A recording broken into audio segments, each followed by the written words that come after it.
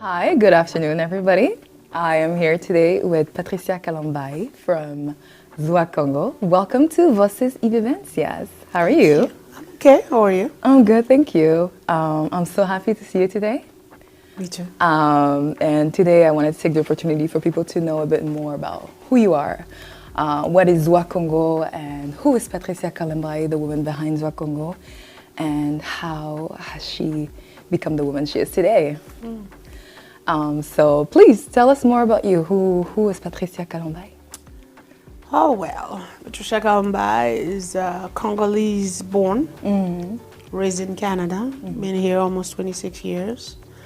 Mother, was a wife at one point, a sister to many, hopefully a good friend to some. Yes. And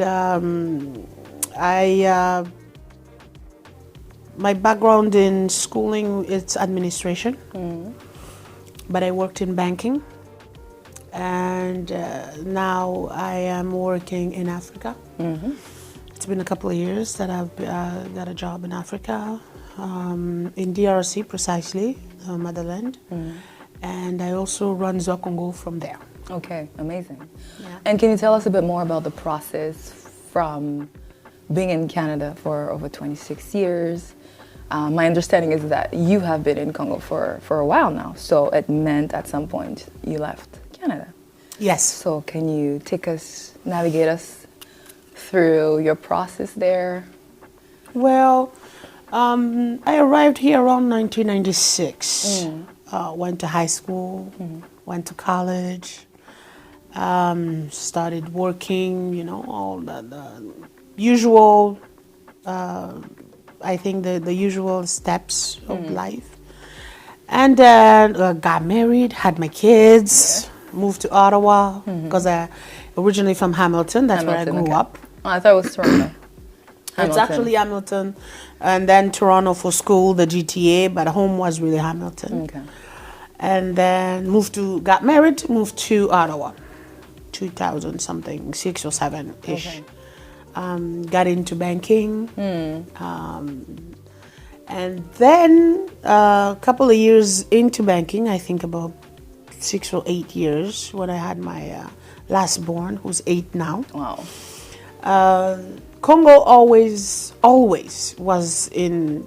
I was very, very attached to Congo. I am still very, very attached to Congo, because we left for political reasons with my parents. So it wasn't really by choice at that time. Okay. We left because we had to. Right at 96, yes. Yeah, 96, it's because we had to. And my parents left in 92. We really had to. So we came here, got the opportunity to go to school and, to see the other way of life than what we knew. And every time we kept thinking, so why can't we replicate this Back home. back home? Yeah. So Congo, that was the process. And then I went back for the first time in 2014 or 15, I think, for a visit for 2 months. Okay. And when I came back, I told myself by 2020, I have to start something in Congo. Okay. And that's how it started. Oh, wow. Yeah. And what is Zua Congo exactly? What is it about? So Zua Congo is it's a corporation that I've created back home, and it's services. It's very services. They call it alt services back in Congo because I do a lot of things. It's multi services in DRC. So I do trading, I am in construction, I am a consultant. Wow. Okay. From time to time I'm a retailer, so it's really depends on what's happening at that time, what kind of deal I can get into, and that's really what Zua Congo is. That's actually interesting, because Yes. people that don't know Lingala Zua, it's really like take, right? So So take Zua everything. Congo it's actually the idea behind Zua Congo is I wanted people to see Congo for what it is. Okay. And in Lingala, Zua means take. Take. So I'm offering Congo to those who wants to come. Wow. Okay. That's really the idea. So it's Zua Congo is come and take Congo. Interesting. Yes. So you're at the head of Zua Congo, and do you have employees? How do you manage such a heavy? At start, it's not a business that requires a lot manpower.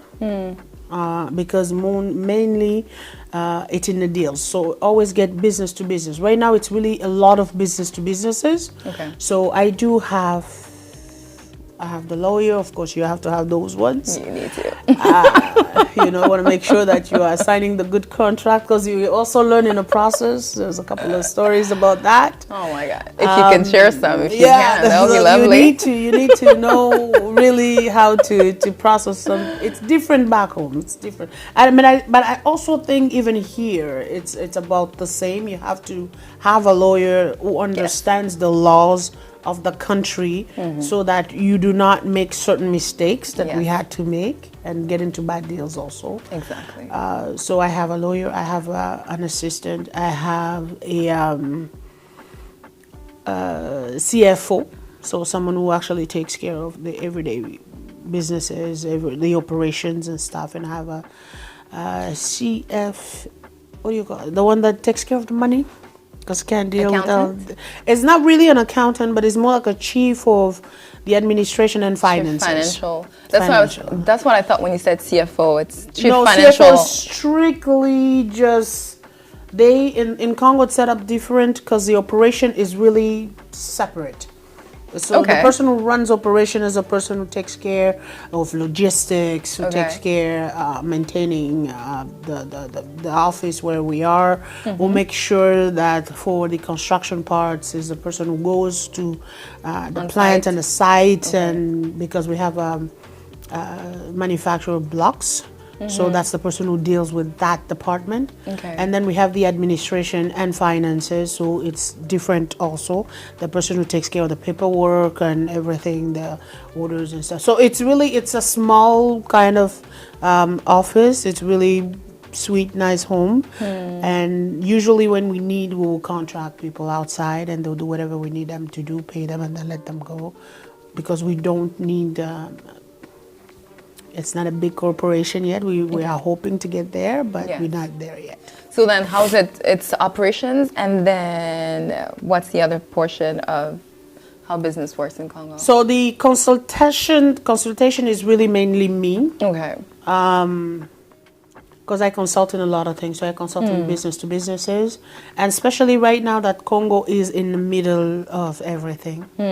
I think you probably heard about the deal that was just signed with the Emirates, and then also with the USA. So there's a lot of opportunity. Those are companies that are coming from outside that will need facilitation coming into Congo. Doing business. So sometimes we are there because we know how to introduce this type of business to another type of business, so that it's a win-win situation for the Congolese part and also for the investors that are coming, right? We want to make sure that everybody's winning. And we also want to make sure that it doesn't only hit a certain type of people.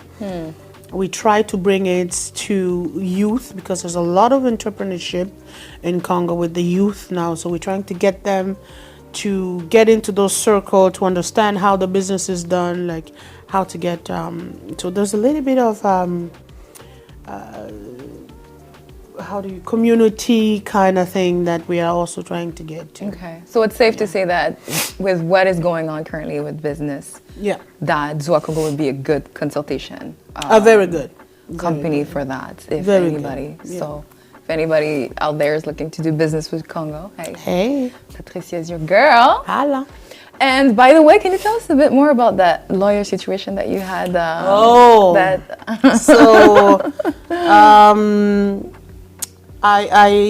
I was introduced to this guy, and I had a very good connection with a certain well-known ministry that was looking for something important for the country, and in a part of Congo that wasn't very reachable, and this guy had the means and all that, so we wanted to get them, because it's B&B, right? So we wanted to get them. Oh, my nose is running. So we wanted to get them to be together. And because I was introduced to this guy by my mom, I didn't sign any paper. Oh my God. Exactly. Don't do So that. we didn't sign anything. Oh Lord. And we went to the assumption, as Africa, we have this thing where we are brothers and sisters and all that. So let's just say we are not brothers and sisters anymore. So let's just Anymore. anymore. Okay, so After that, so then that it's important to know, and it's important to have documents. It's important. And can you talk to our female audience? How has it been for you as a female entrepreneur in your field, where there's a lot of male dominance, I guess, if I can say? How has it been? Contrary to the belief, women are very quiet when they succeed. There's a lot of successful women that I've found in Kinshasa, in politics, in business, in even religion, in music and all that. But especially in business, you will find they're very successful and they're very quiet. Okay. So they don't put themselves out there to help other women to understand how they made it. Not because they don't want to, but I don't think they never thought really, and it's becoming now more and more. I see more meetings where you have women networking. I was at one last time. I think it was our failure, our success, something like that. In But Congo? we did good in Congo. Okay. Very interesting. And you find out that we navigate differently. Okay. We navigate differently because businesses, like the type of business that I'm in, you didn't find a lot of business women back then. But now, the big companies and consulting, most of them are run by women. Yeah. Okay. Most of them, like you have Makutano, it's a woman. Okay. You have which one again is a woman? There's another one, a networking thing that I went to. It's also a woman, and you're finding out that, and in those areas when you go, you find out that, oh my God, there's such a. There's actually one woman who runs. I think it's she's in mining. She's a Congolese actually. Wow. It's Glencore. Glencore is a Canadian company that's do mining in Congo, and the president, the chairman, is a woman from Congo. Wow. Very smart lady. And when you hear the way she talks about how when she started, it was a mainly men business to be in, but she worked her way up all the way to become one of the most powerful women in Africa now. Okay. So we have it different. So it's hard. It's possible. It's possible, but it's hard. It's hard. It's hard in what sense? Is it because it's closed off to women, or is it because you don't have, let's say, for example, that mentorship amongst each other, is that, or is it just because something else? It's hard because women, we it's like we were the minority. So we that grew up in countries like Canada or US or anywhere outside, immigrants, we are minority. So it's always hard for us to break ground. Right. Okay. So in that sense, it's hard because it's not as open. It's not the connections for women. It's not as much as for men, because men have a good networking. Men have an excellent networking. Okay. But women, especially in Africa, in DRC in particular, and I know this from talking to other women in Africa, they will tell you that they will see you first as a woman. Okay. So when you're coming for a deal, especially when you're a pretty girl, yes, they don't. You have it even harder. Yes, because they don't take you necessarily seriously. Yeah. They just see a pretty face. It's when you start doing and you start talking, they start changing the perception of. Yes, it's literally being a woman in Africa. It's like being black in America. Yeah, like it makes a lot of sense. Yes, because I feel like that's also something that a lot of women need to learn amongst each other and support. Yeah. And who was your mentor throughout all this? I didn't have any mentor. Right. I didn't have any mentor. When I landed in Africa, I had a great woman that gave me a great opportunity. She wasn't a mentor, but she played a very big role in my life. She knew me from here, and I salute her. She knew me from here, and she decided that she wanted to work with me in Congo at the presidency level. Oh, lovely.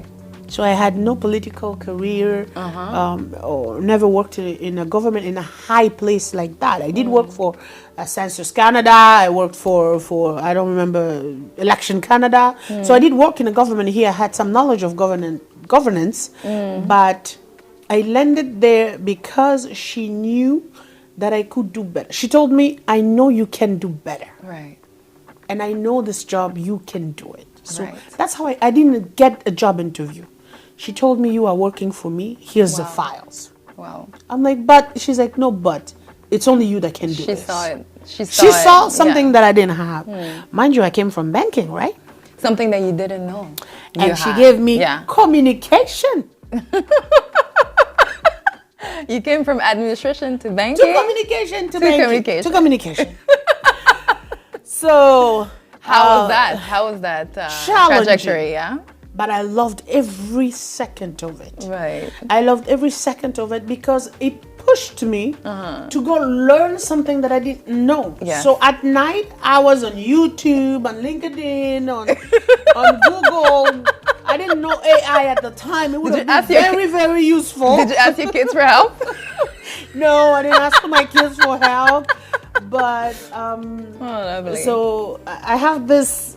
People say that I talk good with people. I'm okay talking to people. So that worked very well for me. You're a good communicator. So that worked for me because it was something that was natural. My dad always wanted me to be either a lawyer or a journalist. Because he said that I could see how you would make a good lawyer or journalist. The good looks, my short hair did wonderful things because it was always a conversation breaker with journalists and all that. Oh, nice. See, so it helped, and I did that for 2 years. Yeah, and how did you like it? I loved it. I loved every single bit of it. Yeah. I learned that communication, everything is communication, good and bad communication that doesn't exist. Yeah. I learned that everything that we do, the way you smile, the way you look at somebody, the way you put your tower or your glass on the table, the way... So you learn these things that... And I looked, I don't know if those called podcasts also, but on YouTube they have all these teaching thingy. I learned a lot of things. Certificates online, oh my God, I became an expert in communication. The 6 weeks, 5 weeks one, I was grabbing everything. Wow. So... It was really, really beautiful opportunity, and it opened a lot of doors because now I had access to places that I never would have thought was easily accessible because I had the title that opened the door for me, which a lot of women don't have. I had a title that opened doors for me, that put me on tables that I never would have maybe made it so easily compared to other conversations that I've had with people. But still, even in that area, you still come across as a woman first. Exactly. They see the woman first. They see the woman first. And then when you start talking and most people, when I told them I didn't do communication in university, people didn't believe it. Yes. They didn't believe it. Because you're natural. Exactly. Yeah. So when that contract ended, I came back to Canada. We had the beautiful COVID, tragic, but beautiful because it did a lot of good things for us, I think, also. Okay. It gave us time to reconnect with important people and kids and all that. We took a break. I think I'm Christian, so I think the Lord wanted us to take a break. Take a break. And then look at what's important around us. And I think COVID did that for me. Okay. And also a setback to look at what was done. How did I do? Your heart breaks in business and all that. Because in Congo, things goes very, very fast. It's like New York. It's like Paris. It runs. It goes. We have a saying that if you sleep in Congo, you close your eyes, you open it, yesterday's day, it's gone. So you think about it today, do it today. Don't think tomorrow, because tomorrow somebody else will do it. Exactly. I can totally see that. And so that gave me a good start up, because when I started knocking on certain doors, I already had that working for me. I already had a certain reputation to my name. Right. And that's very important in Congo. And that was a good stepping stone for you. It was a very good stepping stone. So it opened a lot of doors, as you have mentioned. A lot of doors. Where were some challenges that you have faced, either at that level or with Zua Congo? Injustice. Wow. Wow. People usually don't want to talk about it, but in Congo, I don't know in Canada how it works, because we didn't get a chance to work at that level in Canada. But in Congo, it's really, really hard for a woman to pick up another woman that they don't know and just hold on to her and bring her up. Okay, so about 5 years ago, I didn't see it.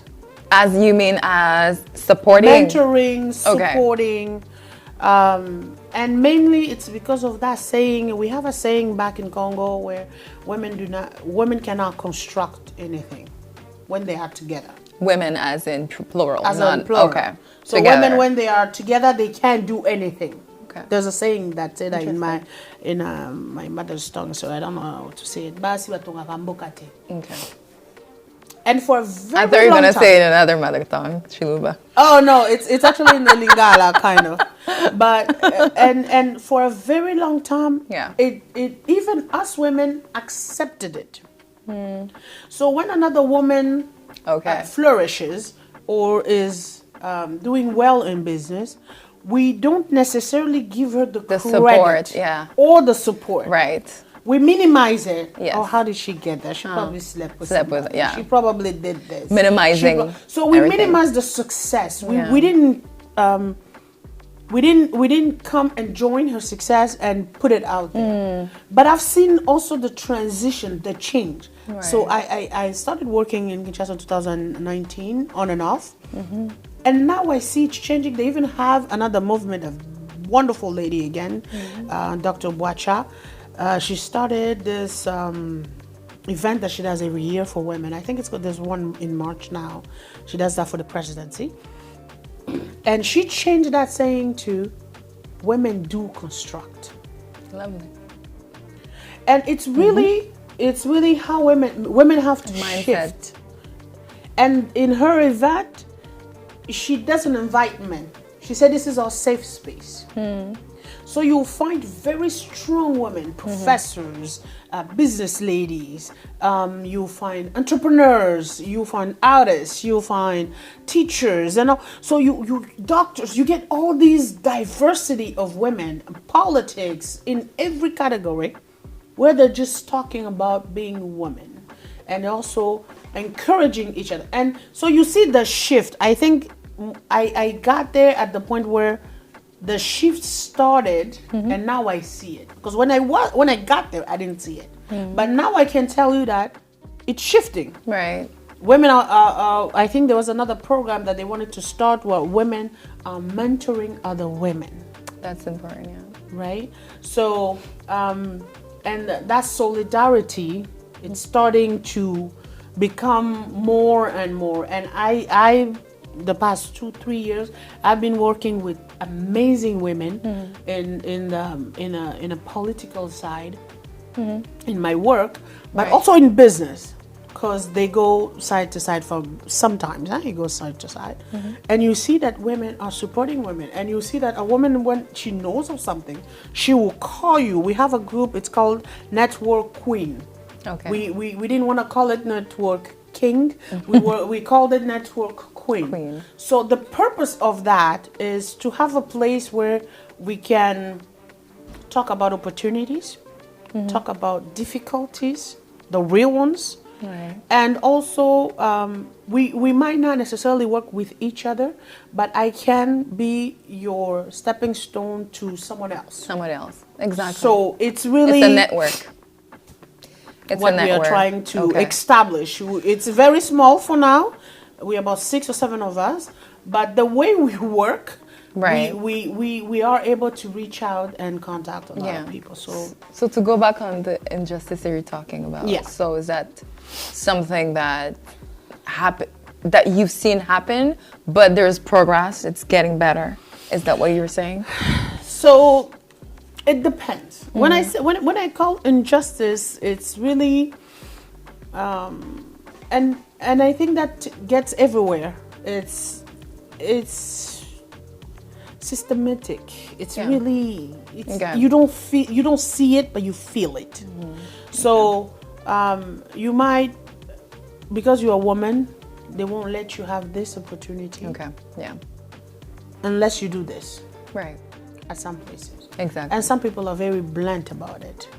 And we've heard stories like very blunt about it. Like, what am I getting out of this? I like it. They'll look at you and they'll say, I like you. Right. So you have to make that decision where, you know what, this is where I stop. Or if this is not an opportunity that I'm going to do. And you will see another woman who will tell you, you know what? Okay. And because this is what I want, I'll get it still. Even though if I have to do this, but I'll get it still. Right. And really, we've had this conversation with a lot of people. I say, either way, I respect the decision that people make. I think people make the decision the way they make want it. To. And to get to where they want to go. Exactly. We don't all do things the same way. No. Even for men. So it's not only women. Sometimes men are also confronted to that. Of course. It's not said, but men it's not. Yeah, it's not said as much as it's said about women. Yeah. But especially younger men. Younger men, because it's something that's still very on a down low back home. But it's very taboo. It's very taboo too. A man doesn't want to say that he was taken advantage of because of an opportunity. And when they say for women, people tend to think, and that's why most women sometimes, most men sometimes do not want the women in working or in entrepreneurship, because they always scared that she will, have to face she that. will have to face that reality. Yeah. And to protect her, they don't want her. Yeah, but that is unfortunately the reality of a lot of industries. My industry. Yeah, is your industry is the same. We saw this. Yeah, it's the same, and that's why sometimes it's we talk to women and just even younger women, for them to know sometimes you face situations where you need to put your foot down, and some people are very, very, like you say, blunt, and some people are just like, where did that come from? Where did that? It's really that. Where did that come from? It's like, okay, you'll be talking about something like it's business, like, and I can do this, I can provide you this, I have this wholesale at this place in China or whatever, and then somebody will tell you, you have beautiful lips. You're like, excuse me? Were we talking about a deal here? Yes, talking exactly. About petroleum. So exactly. We're talking about mining. We're talking about I don't know, whatever else we are talking about. And you look at my lips. I'm like, excuse you. Relevance. Relevance. Sometimes sometimes you just. Thank you. I know. So I was saying, and then you move on. Exactly. Right. And exactly. And sometimes it's like choosing the battles. Sometimes you have to just ignore certain things, and sometimes you have to tell them, and then politely, or even straight, direct. Straight up. Yeah. Moving on. So we're talking about. Yeah. So we were doing this. So that's the reality. I know my lips. Yeah, my man likes my lips too. Thank so you. let's move on. I like my lips too. Like, so it's really something where you put and sometimes when you do that, I'll be like, oh. Yeah. Oh, It's sorry, very I didn't awkward. Mean it that way. I didn't take it that way. How did you mean Oh, it? no. It's really, I didn't take it. We've learned to say, I didn't take it that way either.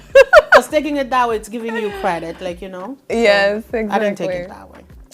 So I like to give people advice. Any advice that you would like to give to anybody, woman or anybody that's watching, about entrepreneurship or just I'm not leaving? I'm not gonna say women only. Exactly, entrepreneurship. Entrepreneurship is the only way you get to live the way you want to live. Because, Leave or live? Well, not live as in living, but live as in life. Okay, live. Okay. So, I know I'm not English. So. No, I was trying to understand. So live and live for me, it's the same thing. Even though I know the difference in writing it. So it's live. Live. Okay, so live the way you want to live. Live. There we go. Whatever she said. Because that opens, it forges you as a person. Wow. It forges you as a person because then you become accountable for what you do, what you realize and what you don't realize. And it also strengthens you as a person because you will have to, every single time you have to make a decision between making it or not making it, right? There are some things that will not be under your control, of course. Right. You have those things like COVID. We had COVID. It wasn't under anybody's control. And here, you know, I used to have a decoration business on the side, right? So it's really, I personally don't see any other way of doing it. And for youth and women, I think that's a very, very... That's the ticket to independence and freedom. Freedom of thinking, freedom of living, freedom of being. Because usually you are using something that you are very good at. Usually entrepreneurship, it's like that. It's really like you are an artist, you move to video, you move to you see, you always in the area of something that Arts you like. And sometimes something that's a gift to you. Right. And I encourage people to do that. Live the dream. Yes. Like they say, right? It's better to live and not make it than leave it and not know if you would have made it or if you would have made it. So the wondering, I think it's worse. Yeah. I'd rather try and not succeed and try differently and then succeed differently. Yeah, sometimes we don't always win the way we think we should win. Exactly. Sometimes we win differently. Yeah. It reminds me, for some reason, when you say that, of a picture. I think it's a question that they ask people about. Do you know where most of the dreams are? And guess where those dreams are? Where are they? Cemetery. Aha. Because because people didn't really act on their dreams. So you have to dare. Yeah, you have to dare. I say dare. Yeah, definitely. Yeah. Because I like to also give a little, advice based on our conversation. And my advice was more because we're talking about like women networking, and I was thinking about sometimes people, when they're thinking about, looking for help, there are different networks to maybe just research the country where you want to go or where you are. Yes. Even for men, I know sometimes it's less hard spoken about. Yeah. But, look at networks to see how, you can get in the community. And use the people you know. Right. Use the people you know. Yes. Use the people you know. And get some advice and some help. And read the contract. Read the contracts.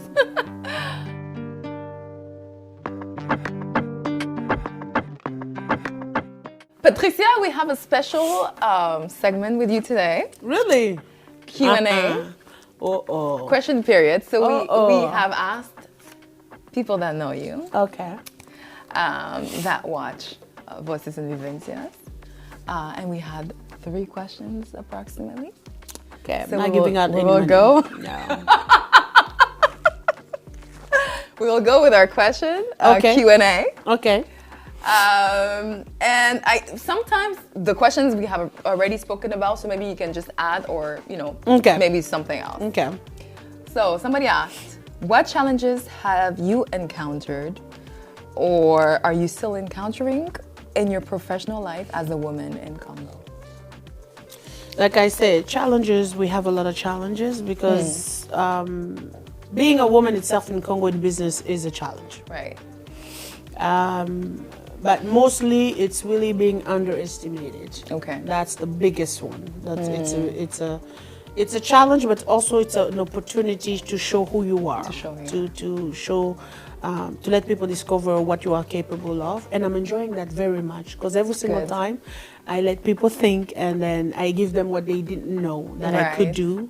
And, the rest, they become fans or haters. But either way, they discover what you're capable of. I was going to ask if that hurts, that people underestimate you, but I think you answered. Oh, yeah. Me, it doesn't. Actually, it works on my favor. Okay. I love it when people underestimate me. Because they don't think you're going to do it. Watch me. I'm like, okay, let's do this. And let's do this and let's see. I don't. Okay. Actually, I prefer when it's like that. Okay. Because then they have less expectation. And you always over-deliver, technically. You're always over-delivering. That's always great. Yeah, so it's over. That feeling is like, it's revenge, it's sweet. Yes, next question. What is the definition of Zua Congo? We have already answered. I give that, yeah. How can a woman identify with this mission that you have? And are your services only in Congo or elsewhere? So women identify, really, it's seeing another woman do certain things, I guess. That's how women will identify. So telling women it's not impossible to do. Our mission is really to be able to sell Congo in a different way. Show Congo, showcase Congo in a different way from whatever we've been sold as for the past 30, 35 years, right? And that perception of Congo has to change, and that's what we are fighting for. So beside, and my services are mainly in Congo, but also outside. So this year we are thinking of coming to Canada with maybe small project, like a couple of meetings, I think in the summer, around May, June, July. I also work permitting my schedule to come and do some networking because there's a lot of opportunities that are going to be coming from these deals that we are signing everywhere. So I will want Congolese women that are thinking of Congo, but are not sure how to come to Congo. I want to come and show them and explain and answer certain questions and bring some expertise, but also experts with me to say, this is what you can do. So if you're doing this in Canada, you can connect it to Congo like this. It's safe to do this and this. If somebody tells you this, don't do that. Like anywhere in the world, you have scams, right?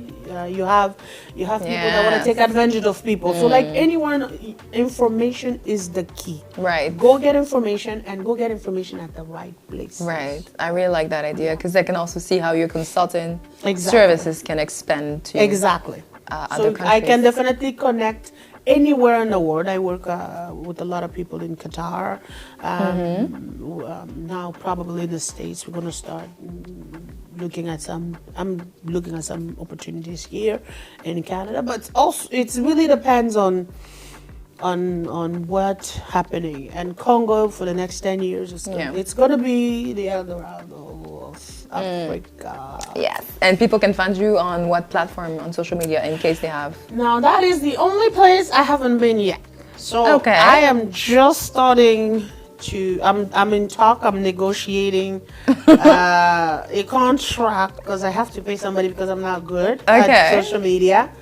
So I'm negotiating somebody, they call them social media expert or something, or somebody that will be managing all this Facebook, whatever. So they're setting that up by end of April probably. Great. But I can be reached. I don't have. Don't you have LinkedIn? Facebook. Don't you have LinkedIn? I haven't. I don't know. I have to ask my secretary for that. I don't know. I don't know if we. I'm on LinkedIn. Yes. But the company. The company is not. Yeah. So, and I've been in operation for 5 years. That's really bad. But right now, people can find you on LinkedIn, if anything, about the event coming up. And then I'll send eventually, you the links. Yes. I'll send you the links for like the email address and the business and all that. Yes. Eventually. That we have. Yes, that's great. Otherwise, we can't function. No, you can't function that way. All right, last question that some people have been asking you. Oh, there's another one in here. Hold on. What is, I think I have read everything. Okay, I think that was it. That was it. That was it. I had the same question twice. My bad. Oh, it's okay. But thank you so much, Patricia, for being here with us today. It was a pleasure. It was lovely to have you and have a conversation with you. Thank you. Such an inspiration to a lot of us. Thank you. Such a great sister, Oh, person, mother, I'm sure. And thank you again for being on the podcast, Voces y Vivencias. Thank you. To have your voice being heard and to continue to inspire the world. Thank you. All right, thank you guys.